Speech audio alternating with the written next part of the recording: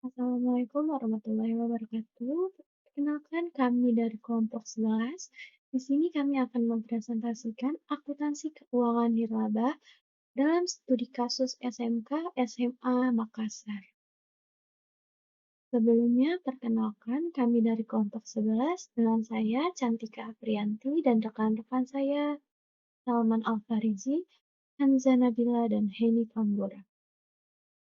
Di sini kita masuk ke latar belakang bab 1. Akuntansi nirlaba. Akuntansi nirlaba adalah sebuah organisasi yang tidak memiliki tujuan mendapatkan laba atau keuntungan dari kegiatan yang berjalan. Pada organisasi akuntansi nirlaba juga bersifat sukarela, sehingga modal yang dimiliki berasal dari donatur atau penyumbang secara sukarela tanpa mengharapkan keuntungan kembali. Berbeda dengan organisasi yang mencari laba, organisasi nirlaba meliputi organisasi keagamaan, rumah sakit, sekolah, dan klinik publik, organisasi masyarakat, organisasi sukarelawan, dan serikat buruh. Akuntansi pada dasarnya merupakan kegiatan yang mengelola transaksi-transaksi keuangan menjadi informasi keuangan yang siap pakai. Kegiatan yang dilakukan dalam proses akuntansi meliputi pencatatan, penggolongan, peringkasan, pelaporan, dan penganalisaan data keuangan dari suatu organisasi. Sekolah. Sekolah sebagai salah satu organisasi nirlaba melakukan banyak aktivitas baik penerimaan maupun pengeluaran untuk meningkatkan kualitas pendidikan. Sumber pendanaan sekolah yaitu berasal dari pemerintah, sekolah maupun pihak donatur. Pemerintah turut serta dalam pendanaan pendidikan dibuktikan dengan 20% APBN tahun 2017 yang dialokasikan untuk pendidikan. Berdasarkan Peraturan Pemerintah Nomor 48 Tahun 2008, sumber pendanaan pendidikan ditentukan berdasarkan prinsip keadilan, kecukupan, dan keberlanjutan. Setiap kegiatan yang dilakukan sekolah memerlukan biaya. Biaya yang dikeluarkan untuk setiap kegiatan harus disesuaikan dengan penerimaan sekolah. Sekolah harus memperhatikan penerimaan dan proses transaksi keuangan yang terjadi. Sistem akuntansi adalah organisasi formulir, catatan, dan laporan yang dikoordinasi sedemikian rupa untuk menyediakan informasi keuangan yang dibutuhkan oleh manajemen guna mempermudah pengelolaan perusahaan. Pengelolaan keuangan sekolah didasari pada prinsip-prinsip yang tertuang dalam Peraturan Pemerintah Republik Indonesia Nomor 48 Tahun 2008 tentang pendanaan pendidikan, yaitu prinsip keadilan, efisiensi, transparansi, dan akuntabilitas publik. Peraturan tersebut juga menjelaskan bahwa keempat prinsip tersebut digunakan dalam proses pengelolaan keuangan sekolah yang mulai di perencanaan, realisasi, penerimaan dan pengeluaran dana pendidikan, pengawasan, dan pemeriksaan hingga pertanggungjawaban. Adanya aktivitas sekolah membuat pengelolaan keuangan sangat dibutuhkan karena pembiayaan pendidikan bukan hanya tentang bagaimana pendidikan tersebut dibiayai, tetapi bagaimana dana yang ada dapat dialokasikan. Seperti SMK atau SMA Makassar adalah salah satu entitas akuntansi dari Kementerian Perindustrian yang berkewajiban menyelenggarakan akuntansi dan laporan pertanggungjawaban atas pelaksanaan anggaran, pendapatan, dan belanja negara dengan menyusun laporan keuangan berupa laporan realisasi, anggaran, neraca, dan catatan atas laporan keuangan. Selanjutnya, bab 2 landasan teori. Organisasi nirlaba atau non-profit adalah suatu organisasi bersasaran pokok untuk mendukung suatu isu atau perihal dalam menarik perhatian publik untuk suatu tujuan yang tidak komersil, tanpa ada perhatian terhadap hal-hal yang bersifat mencari laba. Organisasi nirlaba meliputi gereja, sekolah negeri, dharma politik, rumah sakit, dan klinik publik. Organisasi politis, bantuan dalam hal perundang-undangan, organisasi jasa sukarelawan, serikat buruh, asosiasi profesional, institut riset, museum, dan beberapa para tugas pemerintah. Selanjutnya akan dijelaskan oleh rekan saya.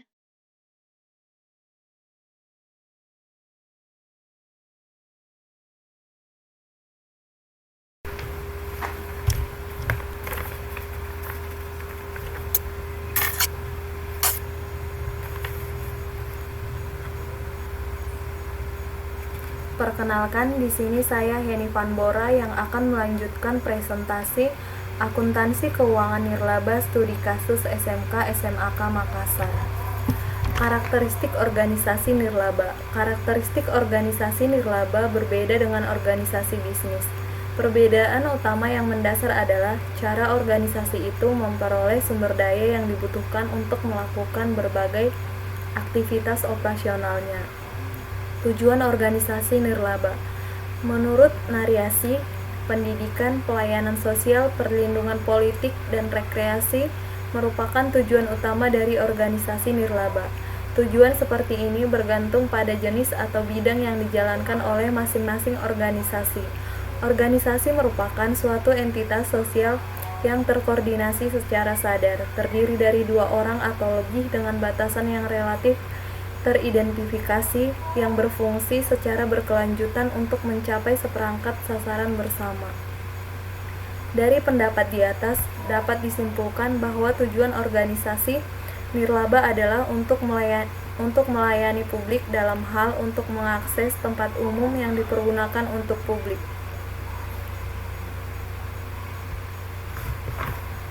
Laporan keuangan organisasi nirlaba. Laporan keuangan merupakan informasi keuangan suatu organisasi dalam suatu periode yang menjabarkan kinerja dari organisasi tersebut. Laporan keuangan tersebut dianggap sangat penting untuk dibuat karena dapat menggambarkan kinerja organisasi dalam suatu periode. Laporan keuangan yang tersusun diharapkan dapat memberikan informasi yang jelas terhadap para penggunanya. Tujuan laporan keuangan adalah untuk memberikan informasi kepada pihak yang membutuhkan tentang kondisi suatu perusahaan dari sudut angka-angka dalam satuan moneter. IAI menyatakan bahwa tujuan utama laporan keuangan adalah menyediakan informasi yang relevan untuk memenuhi kepentingan pemberian sumber daya yang tidak mengharapkan pembayaran kembali anggota, kreditur, dan pihak lain yang menyediakan sumber daya bagi organisasi nirlaba.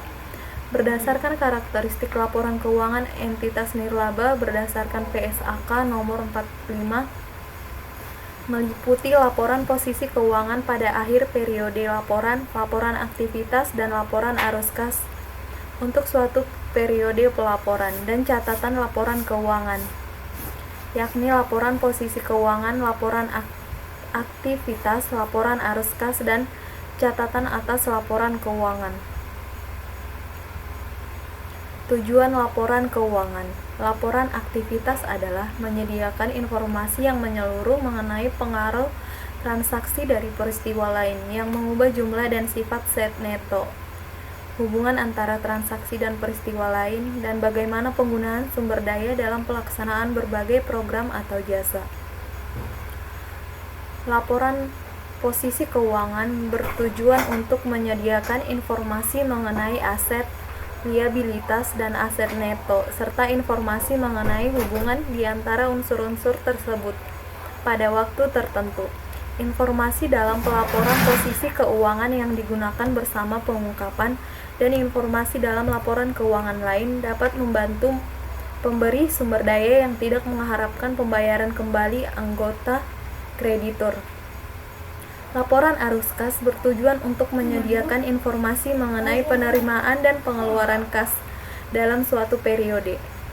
Penyajian arus kas masuk dan keluar harus digolongkan ke dalam 3 kategori, yaitu aktivitas operasi, aktivitas investasi, aktivitas pendanaan. Catatan atas laporan keuangan yang merupakan bagian yang tidak terpisahkan dari laporan yang ada. Tujuan pemberian catatan agar seluruh informasi keuangan dianggap perlu untuk diketahui. Catatan atas laporan keuangan dapat berupa perincian dari suatu perkiraan yang disajikan, misalnya aktiva tetap. Sistem pengendalian internal organisasi nirlaba. Sistem pengendalian internal pada dasarnya meliputi pengorganisasian, metode dan ukuran-ukuran yang dikoordinasikan untuk menjaga kekayaan organisasi, memeriksa ketelitian dan keandalan data keuangan, mendorong efisiensi dan dipenuhinya kebijakan manajemen.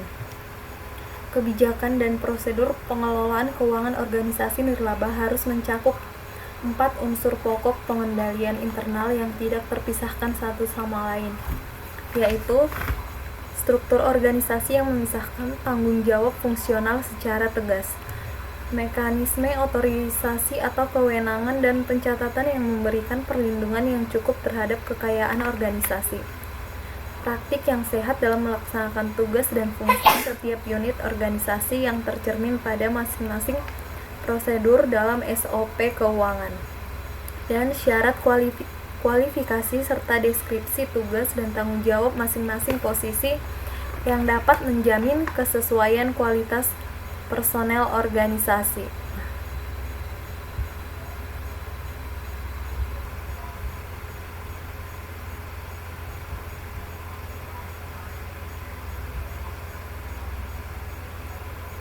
Bab 3 Pembahasan. Profil tentang SMK SMAK Makassar.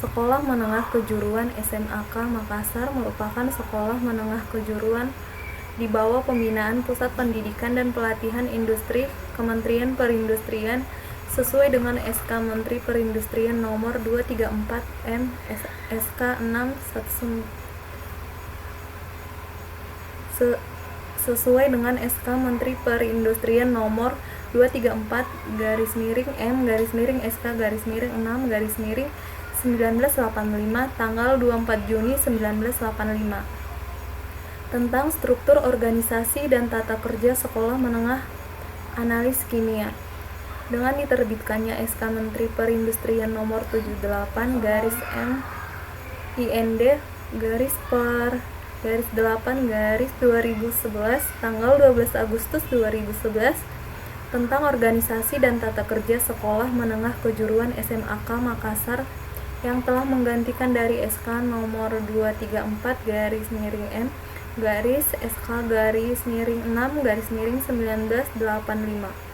tanggal 24 Juni 1985 dinyatakan tidak berlaku lagi.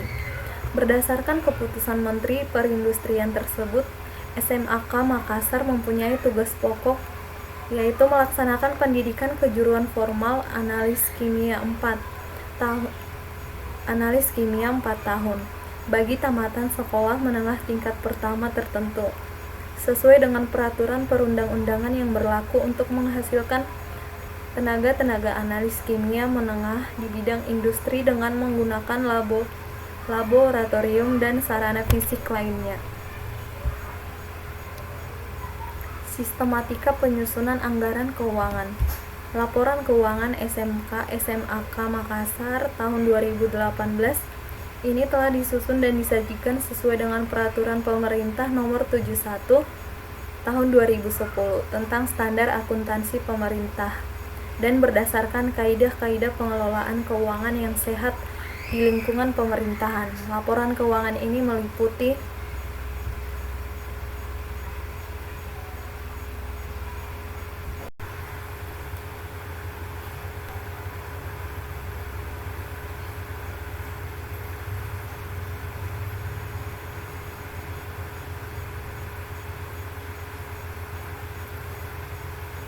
laporan realisasi anggaran. Laporan realisasi anggaran menggambarkan perbandingan antara anggaran dengan realisasinya, yang mencakup unsur-unsur pendapatan dan belanja selama periode 1 Januari sampai dengan 31 Desember 2018. Realisasi pendapatan negara pada tahun ajaran 2018 adalah berupa pendapatan negara bukan pajak yang berasal dari pendapatan pendidikan dan sewa tanah gedung dan bangunan berupa rumah dinas dengan nilai total sebesar Rp990.150 atau mencapai 100,01% dari estimasi pendapatan sebesar Rp990 juta. Pendapatan ini tidak termasuk pendapatan denda penyelesaian pekerjaan pemerintah sebesar Rp17.019.868 dan penerimaan kembali belanja pegawai tahun anggaran yang lalu sebesar Rp1.323.692, sehingga total pendapatan Rp1.009.861.560 miliar atau mencapai 102,01%. Realisasi belanja negara pada tahun ajaran 2018 adalah sebesar Rp13.383.496.275 miliar atau mencapai 97,27% dari alokasi anggaran sebesar Rp13.359.388.000 miliar.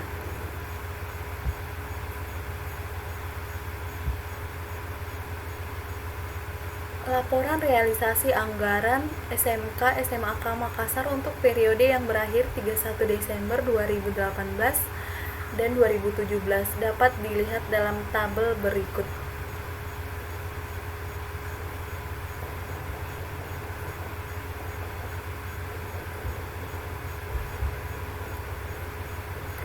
Neraca menggambarkan posisi keuangan entitas mengenai aset, kewajiban, dan ekuitas pada 31 Desember 2018. Nilai aset per 31 Desember 2018 dicatat dan disajikan sebesar Rp72.660.522.260 miliar yang terdiri dari aset lancar sebesar Rp92.708.945, aset tetap sebesar Rp72.567.813.315 miliar, piutang jangka panjang sebesar Rp0 dan aset lainnya sebesar Rp0.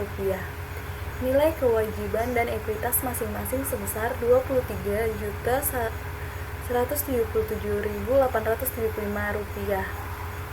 dan Rp72.637.344.385 miliar.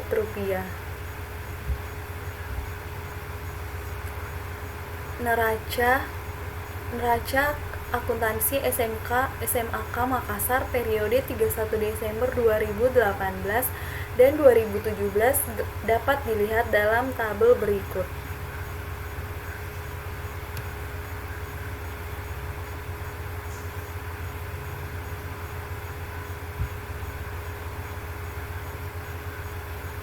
Laporan operasional menyajikan berbagai unsur pendapatan LO, beban, surplus, defisit dari operasi, surplus atau defisit dari kegiatan non-operasional, surplus atau defisit sebelum pos luar biasa, dan surplus defisit LO yang diperlukan untuk penyajian yang wajar.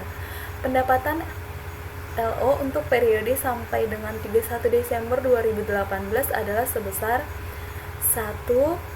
Rp1.008.537.868 miliar, sedangkan jumlah beban adalah sebesar Rp15.993.549.438 miliar, sehingga terdapat defisit dari kegiatan operasional senilai Rp14.985.011.570 miliar, surplus kegiatan non-operasional dan defisit pos luar biasa masing-masing sebesar Rp24.088.762 dan sebesar Rp0, sehingga entitas mengalami defisit LO sebesar Rp14.960.922.808 miliar.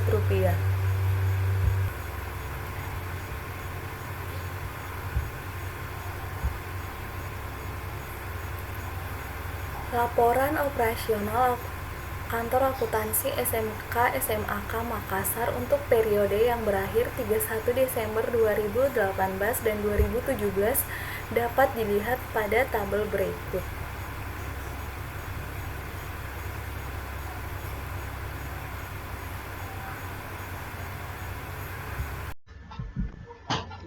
Oke, di sini saya akan melanjutkan presentasi dari Kanza Nabila. Saya sama Nafarisi dengan NIM 6390032. Di sini ada laporan kantor akuntansi SMK Makassar, laporan personal untuk periode 31 Desember 2018 dan 2017. Nah, di sini bisa dijelaskan ada beberapa poin yang terdapat di dalam tabel tersebut.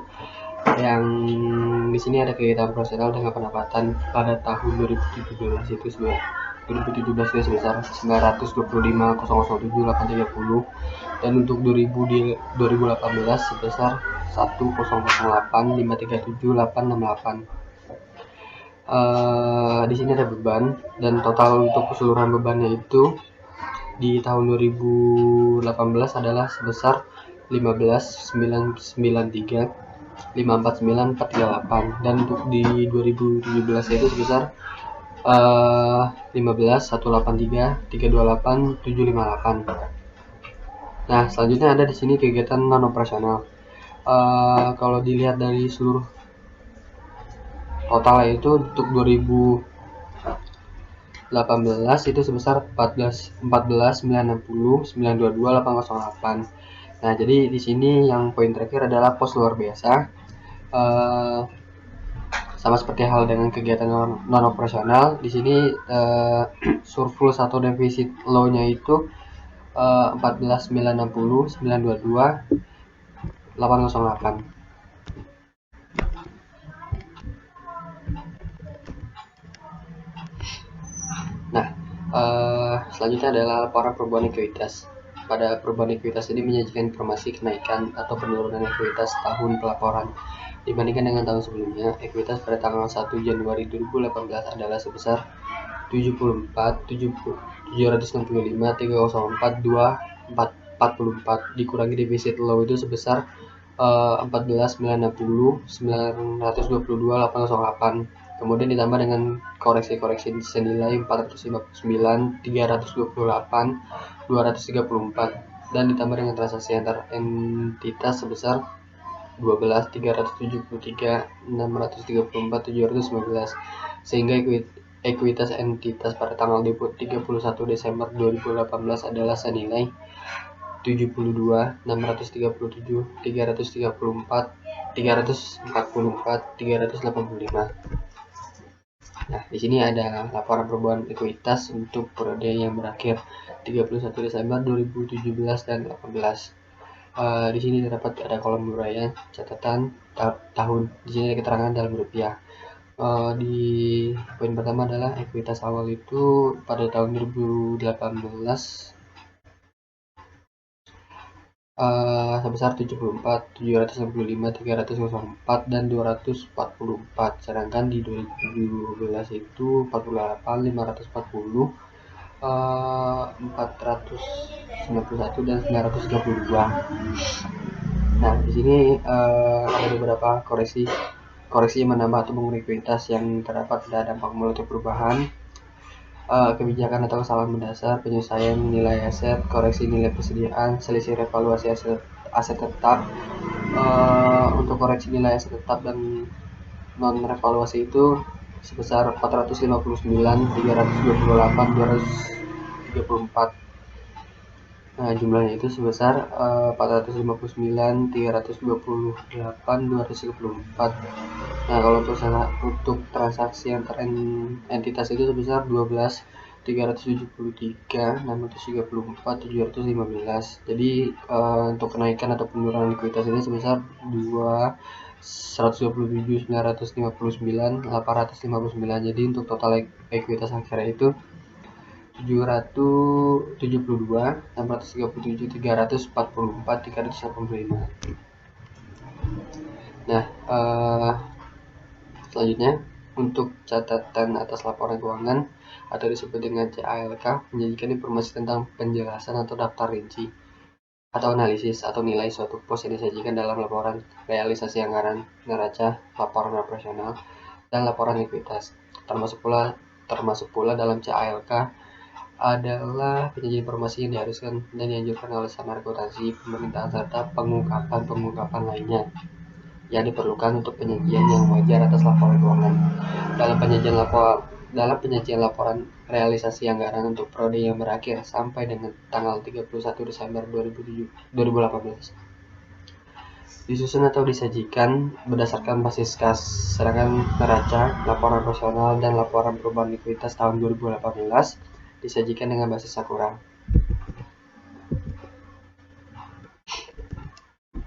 Nah, untuk terakhir kita masuk ke bab penutup. Jadi untuk kesimpulannya adalah SMA atau SMAK Makassar adalah salah satu entitas akuntansi dari Kementerian Perindustrian.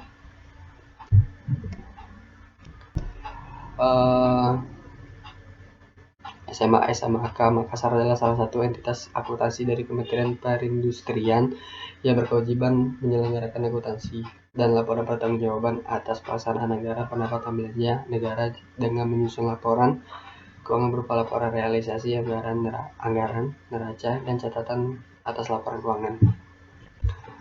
Oke. Nah, untuk saran itu, meskipun penulis menginginkan kesempurnaan dalam penyusunan makalah ini, tetapi pada kenyataannya masih banyak kekurangan yang perlu penulis perbaiki. Hal ini dikarenakan masih minimnya pengetahuan penulis. Oleh karena itu, kritik dan saran yang membangun dari para pembaca sangat diharapkan untuk sebagai bahan evaluasi untuk kedepannya, sehingga bisa terus menghasilkan penelitian dan karya tulis yang bermanfaat bagi banyak orang. Terima kasih. Oke, itu saja presentasi dari kelompok saya, kurang lebihnya mohon maaf. Terima kasih. Wassalamualaikum warahmatullahi wabarakatuh.